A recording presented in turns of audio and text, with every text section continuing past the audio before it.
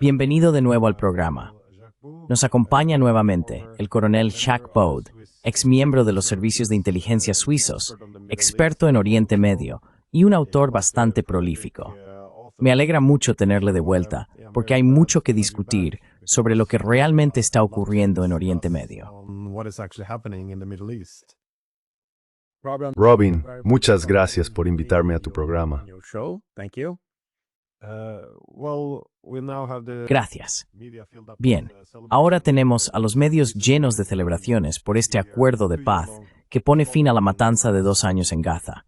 Y por supuesto, es una buena noticia para poner fin a toda la violencia y permitir que se restablezca cierta normalidad. Sin embargo, me intriga saber cuán duradera crees que será esta paz, porque supongo que lo que hace que este plan de paz sea bastante singular es que los siguientes pasos no se han definido con claridad, que hace razonable sospechar que se toparán con problemas en el futuro.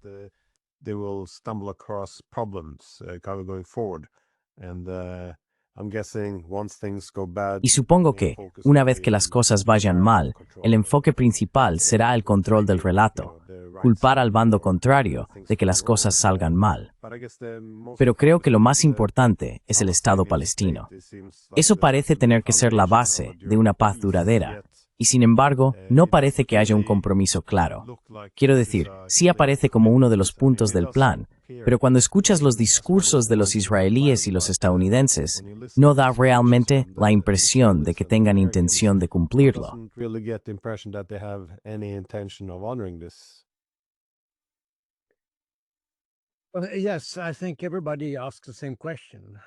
Sí, creo que todo el mundo se hace la misma pregunta, si este acuerdo durará o no. En primer lugar, como bien has dicho, tenemos varias fases. Es decir, el concepto consiste básicamente en tener diferentes fases y solo la primera ha sido definida. Estamos más o menos de vuelta a la situación que teníamos en enero de este año, con el acuerdo que ya se había elaborado a principios de 2024 y que luego se mantuvo en suspenso durante meses antes de ser resucitado de alguna manera por la administración Trump en enero. Y este plan, que es esencialmente la base del acuerdo actual, también se construyó sobre un enfoque de 3 fases, siendo la primera básicamente un alto el fuego, un intercambio de prisioneros y todo eso.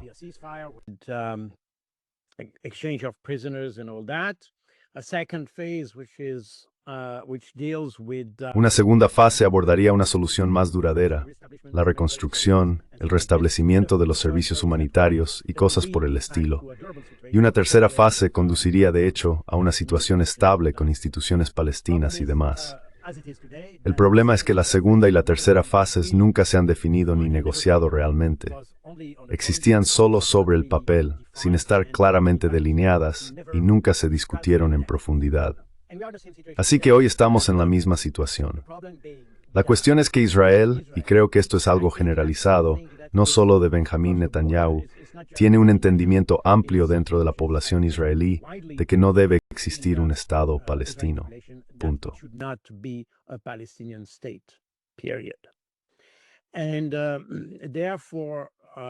Y por lo tanto, entiendo la posición de los palestinos, y más específicamente de Hamás, en la situación actual.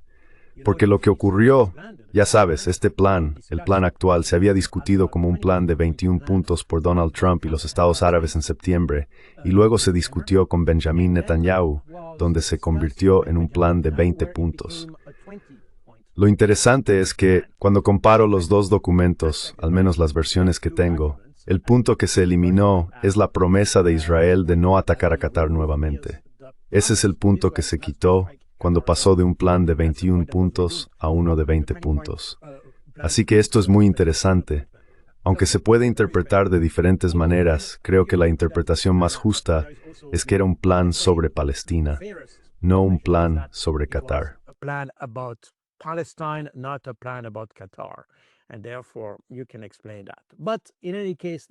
Y por lo tanto puedes explicarlo, pero en cualquier caso, ese es el punto que desapareció. El resto es solo una reformulación de los otros 20 puntos. Lo interesante es que no se discutió con los propios palestinos, se discutió con los estados árabes, luego con Israel, y después se entregó a los palestinos con más o menos la idea de tómalo o déjalo. Y eso fue lo que ocurrió. Hamás y los palestinos tuvieron solo 2, 3, quizá 4 días para tomar una posición al respecto. Así que Hamás aceptó, aunque si lees el documento, en realidad no favorece a los palestinos. El problema para Hamás era este. Al no aceptar el acuerdo, justificaría que Israel continuara la guerra y los colocaría en una posición política y estratégica desfavorable. Pero al aceptar el acuerdo, aunque no fuera en favor de los palestinos,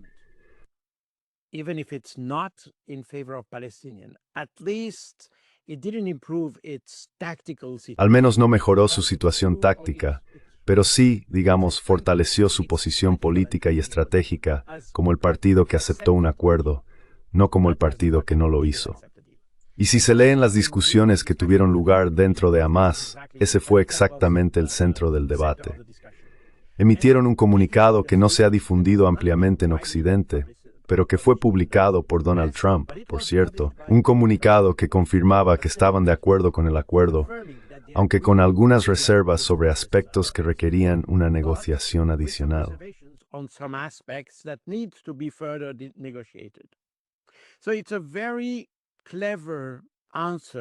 Así que es una respuesta muy ingeniosa a la pregunta.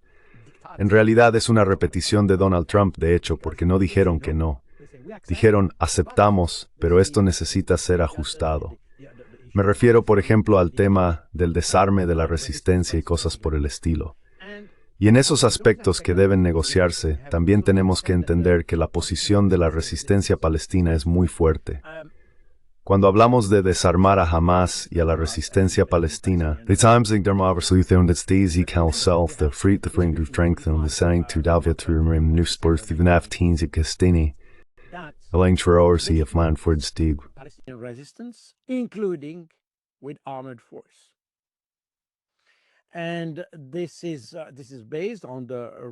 esto se basa en el derecho de la población a la autodeterminación y en el hecho de que el territorio palestino, porque según la Corte Internacional de Justicia, no son territorios sino un solo territorio, es un único territorio palestino, aunque incluya Gaza, Jerusalén Este y Cisjordania. El territorio palestino está ocupado militar e ilegalmente por Israel, y por lo tanto la resistencia es legítima. Pero no solo la resistencia, sino la resistencia que incluye el uso de la fuerza armada. Es decir, por ejemplo, que Francia está dispuesta a reconocer a Palestina, pero con la condición de que la resistencia palestina sea desarmada.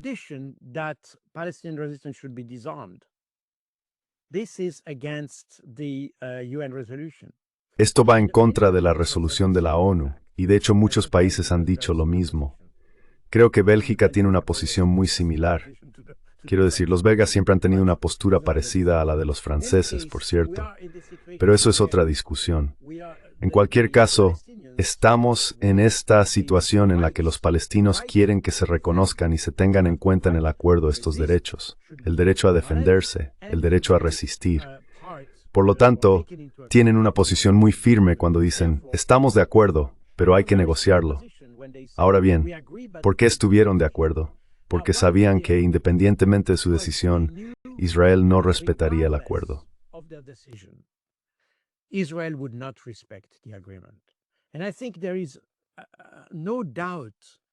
Y creo que no hay duda en la mente de los palestinos, como tampoco en la de muchas personas, incluyéndome a mí en Occidente, de que Israel no cumplirá el acuerdo al final.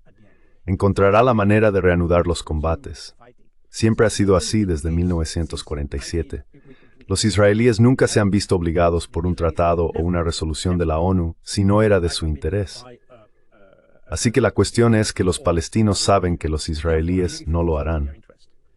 Por lo tanto, deben encontrarse en una mejor posición política, porque incluso si la guerra se reanuda, al menos ellos serían quienes aceptaron el acuerdo, y los israelíes serían quienes lo rechazaron de facto. Así que es una posición muy estratégica para los palestinos.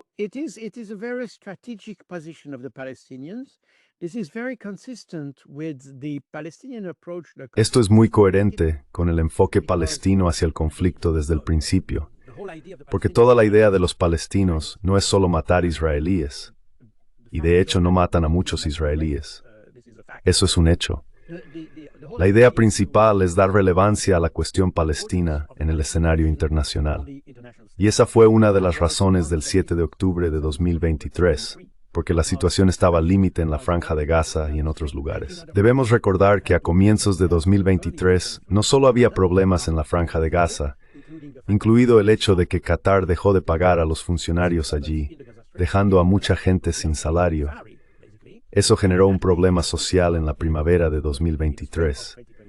Luego estaban las cuestiones en torno al Monte del Templo en Jerusalén.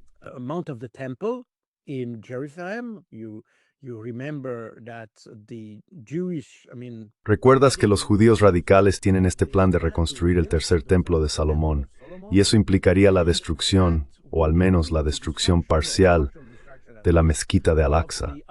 Esa es la razón por la que, por cierto, la operación lanzada por Hamás, tengo el libro que escribí, que salió apenas un par de meses después de la operación, se llamó Operación Diluvio de Al-Aqsa, y con razón, porque no se trataba solo de Gaza, también tenía que ver con la situación en Al-Aqsa. Y dado que la presión ya estaba aumentando antes de octubre, de hecho, empecé a escribir el libro antes del 7 de octubre, y se publicó apenas un par de meses después. En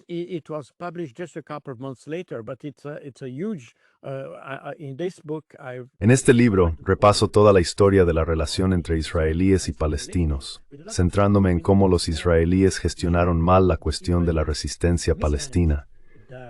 Contiene muchos datos e investigaciones, y me llevó mucho tiempo reunirlo todo. La razón por la que el libro salió tan pronto después del 7 de octubre es que las tensiones ya eran muy altas.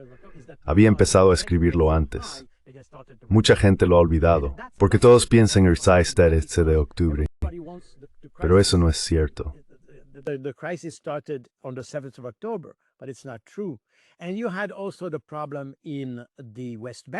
Y también existía el problema en Cisjordania durante todo 2023. Por eso, por cierto, las diferentes facciones palestinas, no solo Hamás, pudieron actuar. Participaron unas 12 facciones distintas en el ataque del 7 de octubre. La razón por la que pudieron hacerlo fue que muchos soldados que normalmente estaban asignados a la seguridad, la vigilancia o el control de la Franja de Gaza, habían sido enviados a Cisjordania, porque allí las tensiones estaban aumentando. Así que el 7 de octubre fue de hecho una forma de mostrar al mundo que la cuestión palestina había llegado a un punto en el que todo estaba listo para estallar.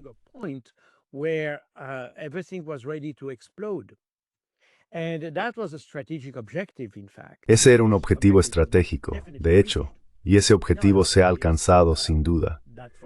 También había otros objetivos, por ejemplo, toda la cuestión de los prisioneros, que había estado en discusión hasta finales de 2022. El gobierno de Israel detuvo las negociaciones a finales de 2022, y eso impulsó no solo a Hamás, sino también a las demás facciones, a actuar, a tomar prisioneros en lo que se llama la División de Gaza. Esa es la división responsable de la vigilancia y el control de la Franja de Gaza en la zona militarizada conocida como el envolvente de Gaza. Y en esa zona militarizada, la idea era capturar a esos prisioneros.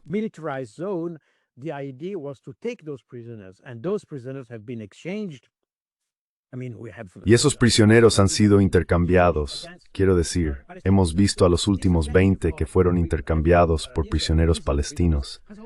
Así que este objetivo de lograr que Israel libere prisioneros se ha cumplido, en cierta medida. Si observamos el conflicto con algo de distancia, por supuesto hay todas las distracciones. Este genocidio, que ahora ha sido definido como tal por la ONU, y que antes se describía como un posible genocidio. Pero ahora lo sabemos. La Comisión de Derechos Humanos, una comisión de la ONU, lo ha declarado un genocidio. Así que eso lo sabemos. Hubo un precio que pagar por ello. Pero el objetivo estratégico de Hamás ciertamente se ha alcanzado a través de todo el proceso, incluido el acuerdo.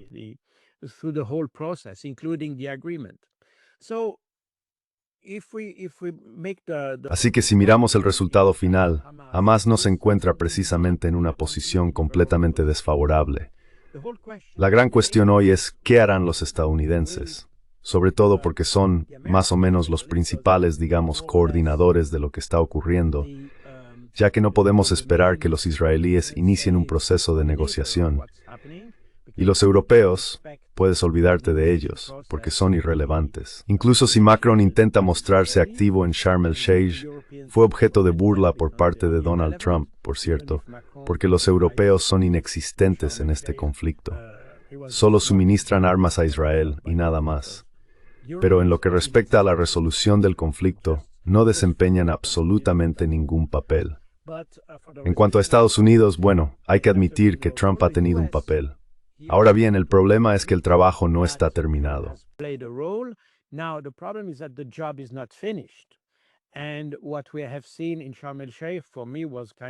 Lo que vimos en Sharm el-Sheikh, para mí fue una especie de espectáculo, pero no una buena señal de lo que ocurrirá después, porque los principales actores no estaban presentes. Así que fue una supuesta cumbre por la paz, pero ninguno de los actores directamente implicados en el conflicto estaba allí, incluidos los palestinos, incluido Hamás. Independientemente de lo que pensemos sobre Hamás, independientemente de cómo lo definamos, siempre es peligroso usar palabras como terroristas y cosas por el estilo, porque entonces se cierran opciones. Es una muy mala idea, especialmente porque la ONU nunca ha definido a Hamás y Hamas como una organización terrorista, y ese es un punto importante. Vemos hoy, con Soren sobre el uso de la palabra terrorista ha llevado a la comunidad internacional a una especie de callejón sin salida, porque en realidad se sabe o restorbits con personas que antes eran terroristas para millones de ircoferinos.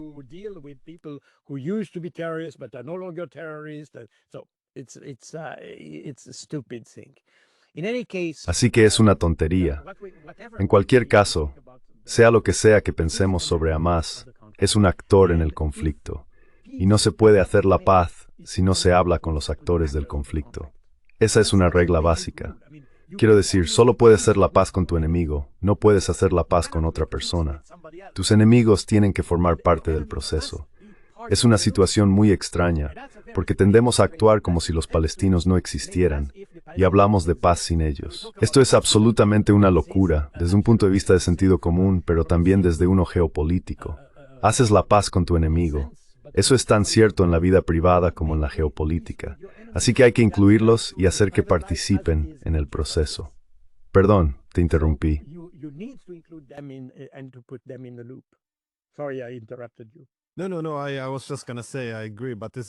No. Solo iba a decir que estoy de acuerdo. Pero siempre tengo la sensación de que este es un problema más amplio que tenemos ahora en Occidente. El esfuerzo por criminalizar a nuestros oponentes. Ya sabes, hacemos lo mismo, por ejemplo, con los rusos. Organizar un juicio contra Putin. Decir que es un criminal. No se trata solo de eso. Todos los adversarios son criminalizados en algún momento. Y esto resulta útil para desarrollar narrativas o gestionarlas, para sugerir que se trata de un conflicto entre lo legítimo y lo ilegítimo, entre los policías del mundo y los criminales del mundo, en efecto.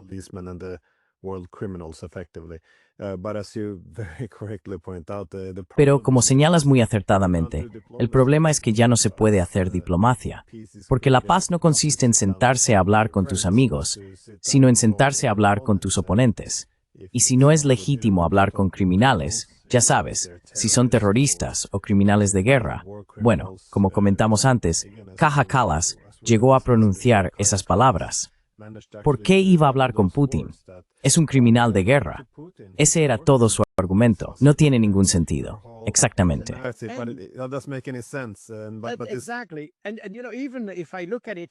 Exactamente. Y sabes, incluso si lo miro desde mi punto de vista como suizo, por ejemplo, Suiza solía ser un mediador. Quiero decir, tu país también ha hecho mucho trabajo de mediación en el pasado. Pero cuando medías con la gente, y yo he estado personalmente involucrado en algunas situaciones de mediación, especialmente en África, en conflictos locales y regionales, cuando medías, tienes que hablar con ambas partes, porque básicamente te sitúas en medio e intentas facilitar la comunicación entre ellas. Necesitas hablar con ambos lados.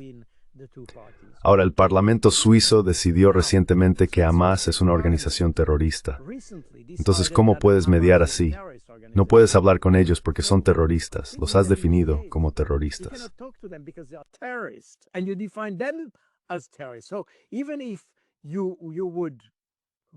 Así que incluso si eludieras tus propias leyes y tus propias prácticas, no tendrías ninguna credibilidad ante las personas con las que quieres mediar.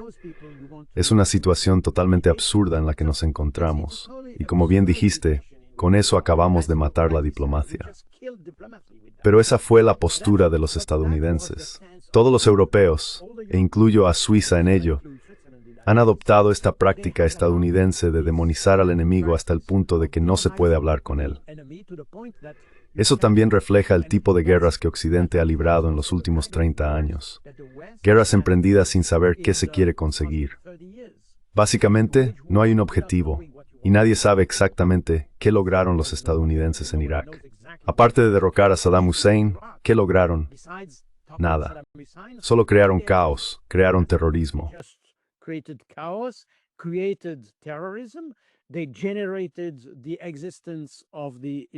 Generaron la existencia del Estado Islámico, y todo eso simplemente porque al crear esta inestabilidad promovieron de facto la aparición de grupos radicales. Lo mismo en Siria, lo mismo en Afganistán, lo mismo en Libia y, por cierto, en toda la región del Sahel. Y he estado en esas regiones, y la gente realmente me explicó que esas guerras no aportaron ningún resultado tangible para Occidente, sino que desestabilizaron por completo las regiones. Así que te encuentras en una situación en la que creas caos. Y como no sabes lo que quieres lograr, no hay manera ni necesidad de diplomacia. No hace falta porque no sabes lo que quieres conseguir. Y por tanto te vas, luchas, matas y te marchas. Y ya está. En Afganistán, sin embargo, los estadounidenses fueron un poco más prudentes porque nunca consideraron a los talibanes afganos como terroristas.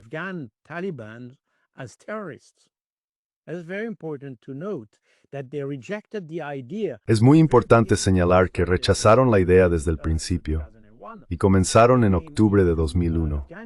Entraron en Afganistán supuestamente porque apoyaban a Bin Laden y cosas por el estilo. En cualquier caso, nunca definieron a los talibanes afganos como terroristas, porque también hay talibanes en Pakistán, y esos sí fueron definidos como terroristas. Pero los de Afganistán nunca fueron definidos como terroristas, con el fin de abrir la puerta a la negociación. Ese es un punto muy importante que mucha gente tiende a olvidar. Pero además de esto, en la mayoría de los casos quedamos atrapados por nuestra propia narrativa y nuestra propia incapacidad para resolver la crisis diplomáticamente. Y ese es exactamente, de hecho, el mismo modelo que tenemos ahora para Rusia, como bien dijiste, o para Palestina. No tenemos diplomacia para ellos, una diplomacia de crisis, si se quiere.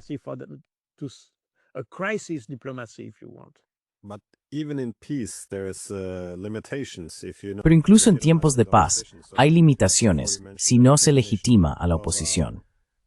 Antes mencionaste el reconocimiento condicional de un Estado palestino en función de quién lo gobierne. Así que, incluso cuando se reconoce el derecho a la autodeterminación que define al Estado del otro lado, seguimos sin permitirles elegir a sus propios líderes, lo cual es una base fundamental de la autodeterminación. Quería pasar a otro tema y preguntar por las consecuencias para Israel, porque esta guerra, si queremos llamarla guerra, ha pasado factura a Israel. Su política interna, su reputación internacional, su economía e incluso su demografía, ya que muchas personas han emigrado. ¿Cuáles consideras que son los desafíos internos más significativos que enfrenta Israel en los próximos años? ¿Algún desafío crítico o incluso existencial para Israel si continúa por este camino?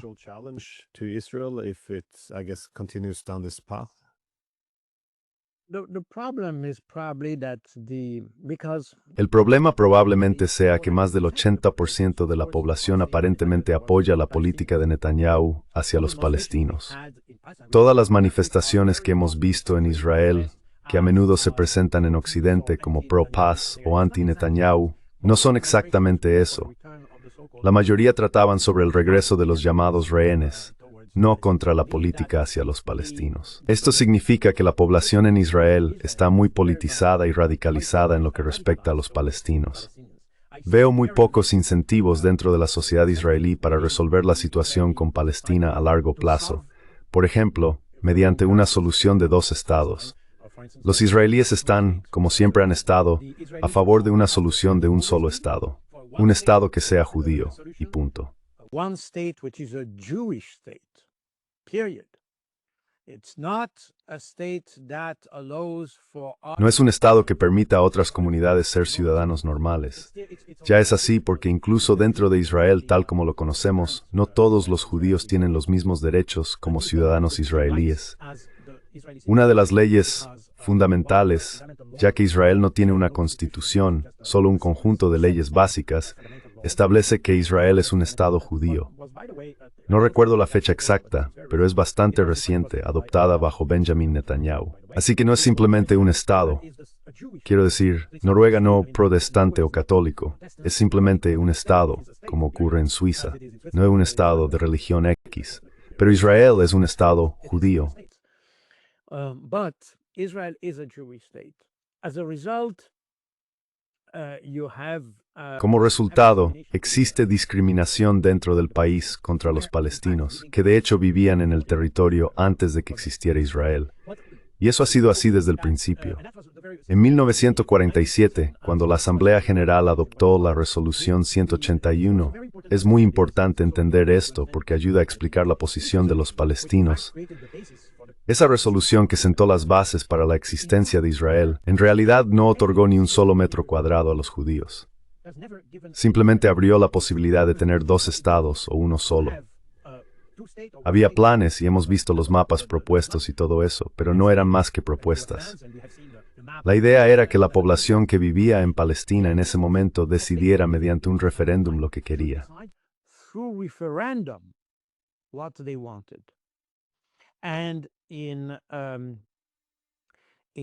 En aquel momento, los árabes querían un solo país con dos naciones. Ese era el concepto. Y todavía lo quieren, por cierto. Esa sigue siendo la posición de Hamás hoy en día. Un solo país con dos naciones, con igualdad de derechos para ambas. Si se lee la Carta de 2017, eso es exactamente lo que propone Hamás. Cuando hablamos de Hamás, siempre mencionamos la Carta de 1986, que era muy diferente. Era fuertemente anti-israelí y abogaba por una especie de exclusividad. Pero en la Carta de 2017, el lenguaje es mucho más suave. Y eso es precisamente lo que los árabes querían en 1947. Los israelíes en aquel momento querían dos estados separados, y por supuesto podemos entenderlo, porque fue después de la Segunda Guerra Mundial, habían sufrido discriminación y todo eso en Europa.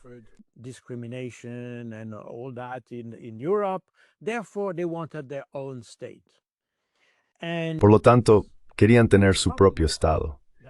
El problema era que si se hubiera resuelto mediante un referéndum, los árabes representaban en ese momento alrededor de 2/3 de la población en Palestina, aproximadamente 1/3 judíos y 2/3 árabes. Así que un referéndum habría excluido de facto una solución israelí, es decir, una solución de Estado judío. Por esa razón, ya en 1947, los israelíes comenzaron a ganar territorio y a expulsar a los árabes de sus aldeas y ciudades, con el fin de apoderarse de la tierra, aproximadamente el territorio que tienen hoy, más o menos, sin contar los territorios ocupados. Y fue entonces cuando decidieron, el 14 de mayo de 1948, declarar la independencia.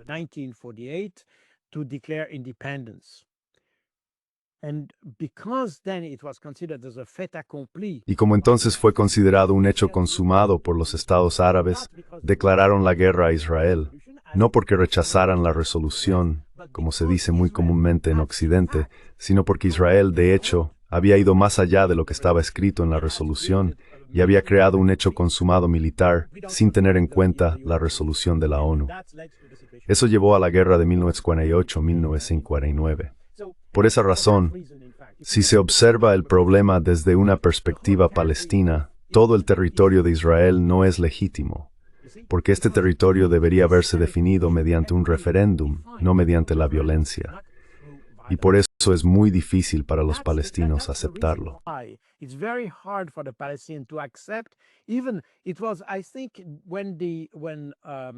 Creo que fue cuando el jeque Yassin, el fundador de Hamás en 1987, dijo que aceptaría la idea de reconocer a Israel dentro de sus fronteras del 4 de junio de 1967, Y por cierto, esa sigue siendo la posición de Hamas hoy en día. Aceptan reconocer esas fronteras como las fronteras actuales de Israel. Este es un paso enorme desde el punto de vista intelectual, porque técnica y legalmente, incluso lo que hoy conocemos como Israel no es legal. Y va más allá, porque el 13 de mayo de 1948, incluso el comité que gestionaba la independencia de Israel, y recuerdo que la independencia se declaró al día siguiente, el 14 de mayo, mantuvo una discusión dentro del comité sobre cómo definir las fronteras de Israel en una de esas leyes fundamentales que mencioné antes. Fundamental laws that I mentioned before. And Ben-Gurion, in his memoir, Y Ben Gurión, en sus memorias, explica que se decidió no definir ninguna frontera para Israel, porque Israel tenía en mente la expansión, y Ben Gurión formaba parte de la misma facción que corresponde al actual Likud. Por cierto, tengo aquí un folleto. Es muy interesante porque lo conseguí hace poco. Es un folleto del Irgun, que era la facción que dirigía a Israel en aquel momento. Y si se observa con atención el mapa, se ve que el mapa de Israel incluye toda la Palestina del mandato, no solo el Israel que conocemos hoy junto con los territorios palestinos, sino que también abarca lo que antes se llamaba Transjordania, que es la actual Jordania, el territorio que los británicos decidieron en 1921 entregar a la tribu hachemita.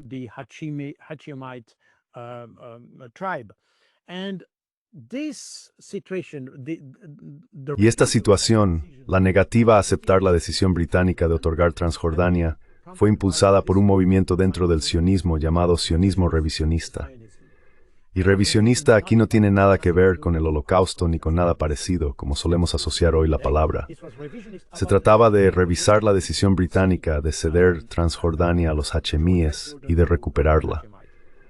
Por esa razón, Israel siempre contempló la idea de recuperar toda Transjordania y por tanto decidió no definir sus fronteras.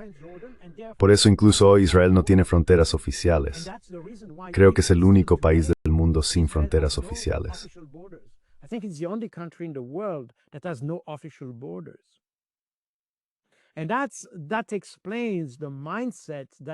Y eso explica la mentalidad que se tiene hoy en Israel.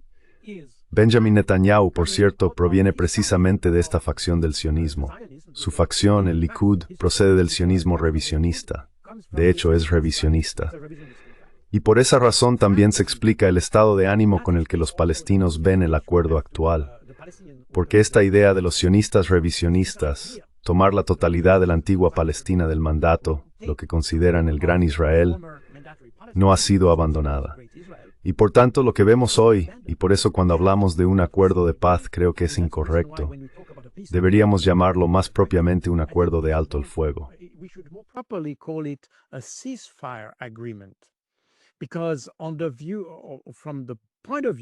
Porque desde el punto de vista israelí, se trata de una pausa en el conflicto, no de su final.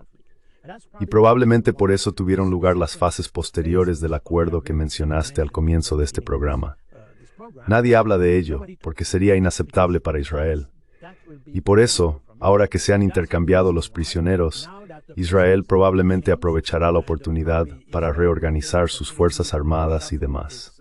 Pero todos están impacientes por ver qué ocurre a continuación, porque una vez más, la idea de paz en Israel está estrechamente ligada a la creencia de que el país aún no ha alcanzado sus fronteras definitivas.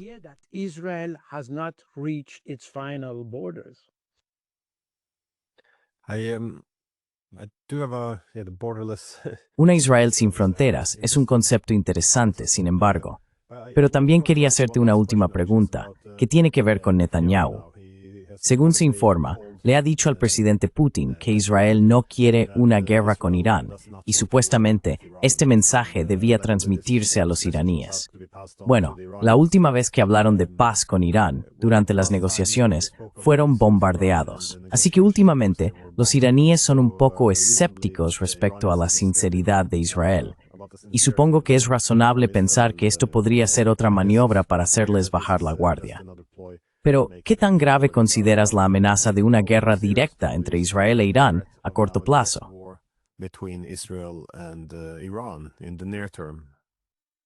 Well, this conflict with Iran is extremely irrational. Bueno, este conflicto con Irán es extremadamente irracional, porque si se observa desde lejos, resulta difícil entender cuál es el verdadero agravio de los israelíes hacia Irán, y viceversa.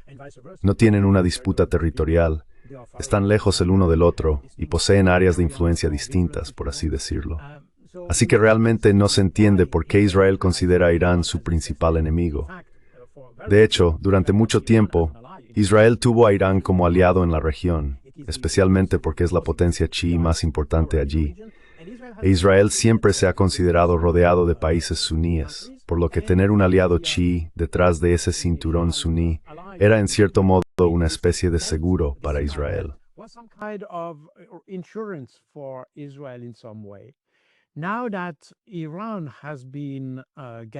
Ahora que Irán se ha acercado a Arabia Saudí y que el Estado árabe y el gobierno persa han restablecido las relaciones diplomáticas y económicas, esto ha cambiado la ecuación.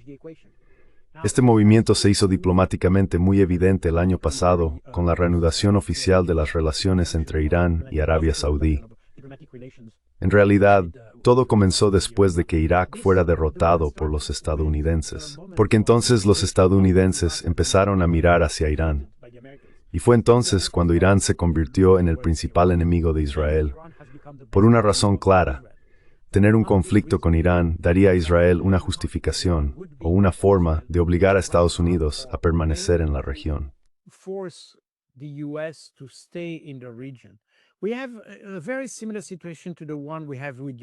Tenemos una situación muy similar a la de Ucrania. Todos los movimientos en torno a los drones y toda esta, digamos, agitación en Europa tienen como objetivo mantener a los estadounidenses implicados en el escenario europeo, especialmente en Ucrania. Y aquí vemos exactamente lo mismo con Israel. Israel quiere mantener a Irán como enemigo para conservar la atención y el apoyo de Estados Unidos, porque Irán es el enemigo de Estados Unidos, del mismo modo que Rusia es esencialmente un enemigo de Estados Unidos. Así que la Unión Europea, Ucrania e Israel están utilizando estos conflictos para atraer el apoyo de Estados Unidos. Es una ecuación muy similar.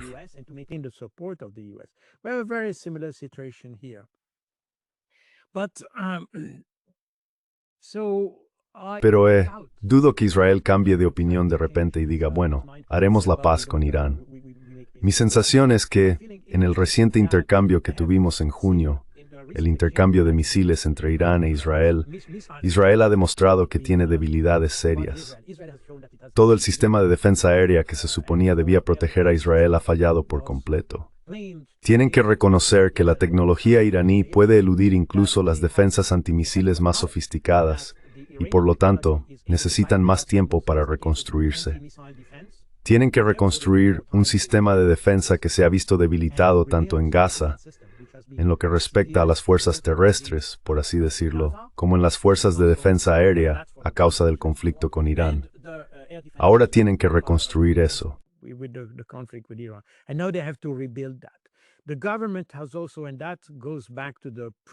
El gobierno también tiene que, y esto nos remite a la pregunta anterior que hiciste sobre los desafíos que enfrenta Israel hoy en día, recuperar la confianza de la población. Porque lo que estos conflictos han puesto de manifiesto, en cierta medida, es la debilidad inherente de Israel. Y esa debilidad se refleja en diferentes ámbitos. Obviamente está el aspecto militar, ya que los objetivos militares de Israel en Gaza no se han alcanzado. Y el intento de lograrlos tuvo un coste político enorme. Es decir, no les importa el número de palestinos muertos. Y eso también se ha mostrado en diversas encuestas dentro del propio Israel. A la población israelí no le importan los palestinos, punto. Pero sí les importa la imagen que proyectan en el extranjero, porque al fin y al cabo dependen del apoyo externo.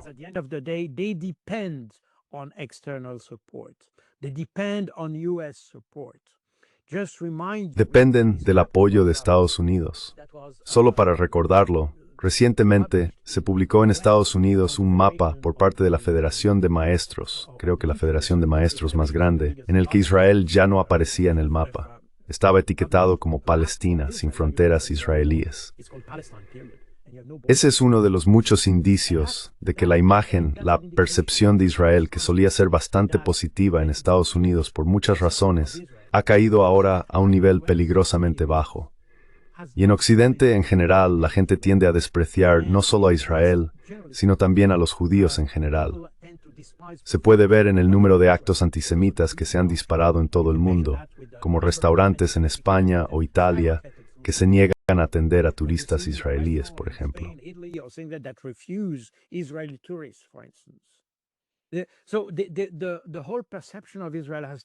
Así que toda la percepción de Israel ha cambiado por completo.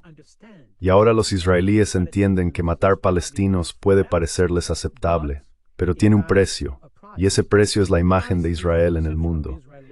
Ni siquiera estoy mencionando todos los problemas de reconocimiento, las medidas y las sanciones que han sido aplicadas unilateralmente por distintos países. Algunas empresas han dejado de operar en Israel porque perjudica su imagen. Ya sabes, se ha convertido en un problema de marketing. Por lo tanto, ahora Israel tiene que solucionar eso internamente. Así que Israel tiene un problema militar, como expliqué antes, pero también un problema social. Tiene que restaurar la confianza entre el gobierno y la población. También debe reconstruir la imagen de Israel y restablecer los lazos diplomáticos que se han roto en todo el mundo.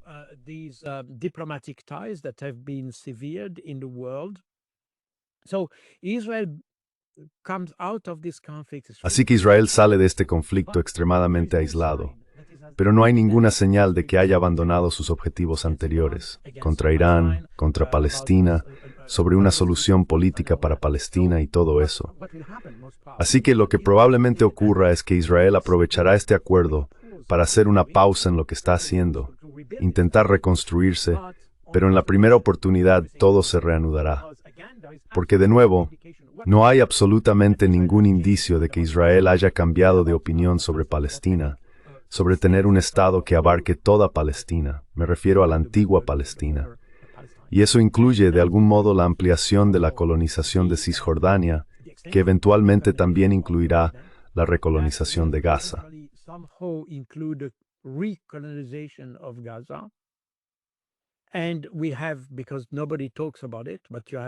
Y tenemos, porque nadie habla de ello, pero la colonización de Jerusalén Este sigue en curso. Así que creo que Israel no ha abandonado ninguno de estos objetivos. Simplemente quiere tener una mejor imagen a nivel mundial. Y esa es la preocupación. Creo que los palestinos son plenamente conscientes de ello. El problema es que Occidente no lo entiende, porque siempre le hemos dado a Israel un cheque en blanco. Y la razón por la que damos ese cheque en blanco es que muchas personas, si vas a Francia, por ejemplo, consideran a todos los palestinos como terroristas. Por lo tanto, cuando se trata de terroristas, todo está permitido. Y la historia de Israel no se explica muy bien.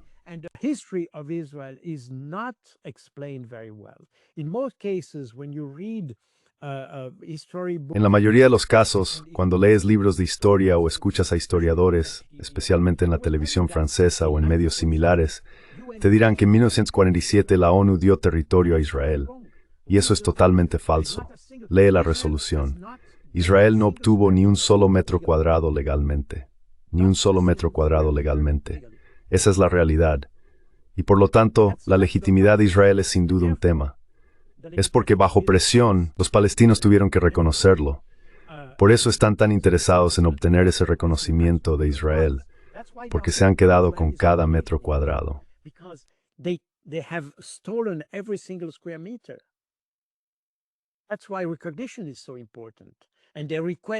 Por eso el reconocimiento es tan importante.